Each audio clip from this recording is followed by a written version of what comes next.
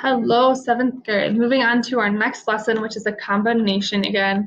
Lessons 8 and 9 is representing proportional relationships with equations. So we've looked at representing them with tables, representing them with graphs, and now we're going to do that with equations. So proportional relationships have a constant ratio or unit rate, which was our first lesson. The constant ratio or unit rate of y over x can also be called the constant of proportionality. We looked at that a couple lessons ago too. So thus, k equals y over x, or also y equals k times x. All right, so let's look at this example here. So your mother has accelerated onto the interstate beginning a long road trip, and you notice the low fuel light is on, indicating there is half a gallon left of gas. The nearest gas station is 26 miles away. Your mother keeps a log of the mileage and number of gallons purchased each time she fills up the tank. Use the table to determine if you can make it to the gas station before the gas runs out. So first we're going to find the constant of proportionality. So how we do that is we take miles driven divided by gallons. It really doesn't matter which one of these we use because the table is proportional. So I'm going to do 280 divided by 10. It'll be a little easier with the zeros. So that's going to be 28. Okay? So we find the constant of proportionality is 28. Write an equation that will relate the miles driven to the number of gallons of gas. So we looked at the example here before. So K is that constant of proportionality. So our equation is going to be y equals 28 times x. Okay? Because y over x, if we take 28 times 10, we should equal 280, which is y. So will we make it to the gas station? No, because 1 gallon only gets us 28 miles, and we only have half a gallon. So no, 28 miles to the gallon. Let's look at another one here. So here we're given this graph about Andrea. Andrea is a street artist in New Orleans. She draws caricatures or cartoon pictures of tourists. People have their portrait drawn and then come back later to pick it up from her. The graph shows the relationship between the number of portraits she draws and the amount of time and hours she needs to draw the portrait. So the bottom here is the number of hours it takes, and here we have the number of portraits she can draw. So if we list them in a table, we have 1, 1.5, 2, 3 portraits, 4, 6, 6, and 9. Okay? So find the constant of proportionality. Well, we already have a 1, so that's pretty easy for us.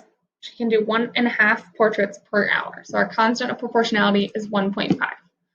Now we can write an equation to relate the number of portraits to the number of hours. So just like last time, y equals 1.5x.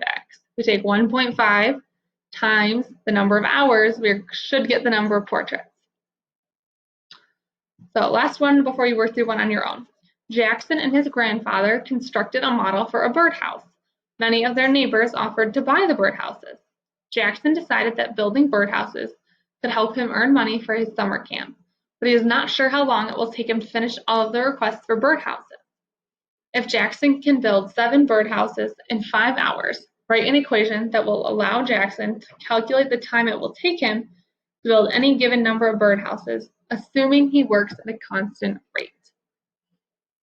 So we have this equation, h, or the number of hours spent building, equals 5 over 7 b, b representing the number of birdhouses. So Jackson wants to know how long it will take him to build 56 birdhouses. So how long is that?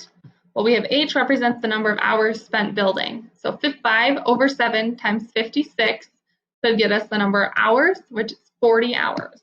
So if he builds 56 birdhouses, it'll take him 40 hours.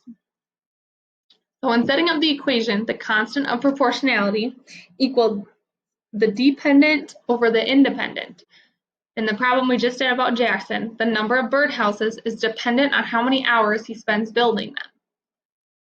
Because we know that he's building them at a constant rate, so we need to know how many hours he's going to spend in order to determine how many birdhouses he can make. Okay, so you're going to work on this one on your own. When you're ready, hit play, and we will go through it together. So Al's produce stand sells 6 ears of corn for $1.50. Barbara's produce stand sells 13 ears of corn for $3.12. Write two equations, one for each produce stand, then complete the tables below. So Al's, we have y equals 0.25 or 25 cents x. So we should figure that out by taking 150 divided by 6. Barbara's is y equals 0.24x or 24 cents, where y is the number of ears, x is the cost. So let's figure out the tables. So we're going to multiply it out. We'd get $3.50, $5.25, and $50, $3.36, and $5.04, and $49.92. So Barbara's produce stand is the better deal, as we can see here. So your assignment is going to be working on IXL skill 7-K.6, identifying proportional relationships from graphs and equations. Remember, starting last week, we were only spending 30 minutes on IXL skills. So once you hit that 30-minute mark, just stop wherever you're at. If you have questions or concerns about it, let me know. Send me a message on Edmodo or have mom or dad call me or whatever you need to do. But that's your assignment. As always, if you have questions, let me know.